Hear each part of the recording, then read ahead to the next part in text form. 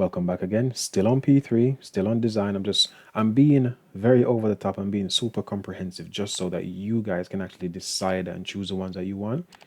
Block diagram is pretty simple. I think everyone should do a block diagram personally. Pseudocode can be done, or you can do a flow chart with a circuit diagram. So what is pseudocode? Google it. Google search pseudocode, and this link here, I'll put this in the description as well. This takes you to a BBC bite-sized website which explains what a pseudocode is, what pseudocode is, and how to actually use it. So feel free to jump in and use that. And this is my very, very basic, simple pseudocode here. Now, I left out something in my previous one. I said, I'm going to make a mistake somewhere. That's a note I've left myself. I'm going to make a mistake somewhere here as well. A note on the left myself as well. And down here as well, where I have flowchart, I'm going to make a mistake somewhere. Reason being, if you do your designs super perfect, you get feedback while you're doing your first designs. Don't do that, by the way. You won't have anything to say when it comes to reviewing the system design. So P4 needs you to review. And for you to review it, you have to give it to people and let them say what is not great or what could be improved on it. That's it.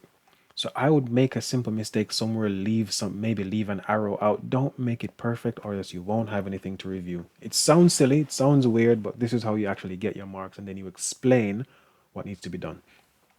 So a block diagram was done. Next we have pseudocode. What is pseudocode? Why is it important? Why do people use it? Go find your definition, go find your references, put that sentence in. That's the very first sentence after the heading. So the heading again is pseudocode. The very first thing is what is it, why is it important, or why do people use it? Here are some websites that you can use. Just Google pseudocode, that's it. Or Google BBC Bite Size and you find this first website here. So down here, let me zoom in. I have while true. So this just means run forever. Once my Raspberry Pi can run, once a program has no bugs, once it has electricity, once the cable has not degraded, once reality is a thing, keep running. Once you can keep working, while true, an infinite loop. It will never, ever, ever, ever stop running, right? I have input, check the value of the switch. And remember I said the switch is going to be the thing where when the person is leaving the house, so when the homeowners are leaving the house, they close the front door, or they're about to close the front door, they turn the lights off and they flick this switch as well. This switch is going to be the thing that activates the home alarm system thing, so that when they leave, the home alarm system is now activated. So if anyone gets into the house after that, it's going to send them the notification, the lights are going to flash, buzzer is going to buzz, whatever the case is.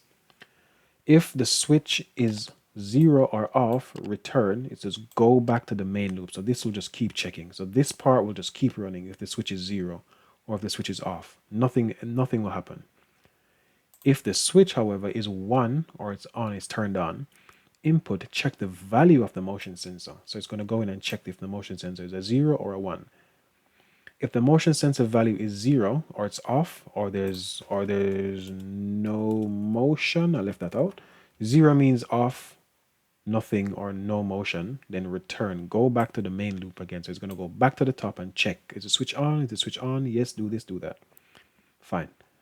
The second if statement for motion is going to be if the motion sensor value is 1 or the motion sensor is on or there is motion. All right, let me just make this part bold so it stands out a bit more. There is motion as well. That's bold.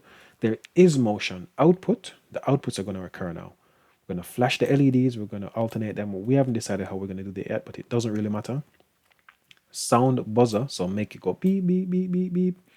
We're going to send the email to the homeowner, to the registered email address that's on there.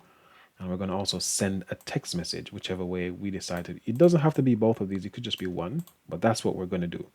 And this is your pseudocode. Quite simple, quite straightforward. A pseudocode is a textual description of roughly how the system should work. A block diagram is supposed to show the inputs, the processing that needs to be done, or the thing is going to do the processing, and then the outputs as well. And then finally, we have a flowchart. The flowchart is like a visual or a pictorial description of the system. So one is going to be a textual description, it's simply text describing the system. And the other one is going to be a picture describing the system, how it works. And you should be able to give this to any designer, either of them, either pseudocode or flowchart, and they should be able to give you something similar by the end of it. So that's it for pseudocode. The next one is going to be flowchart. I'm trying to separate them so that they're very obvious, different things. You don't have to watch the entire video to learn how to do one. So you can choose to do flowchart or pseudocode.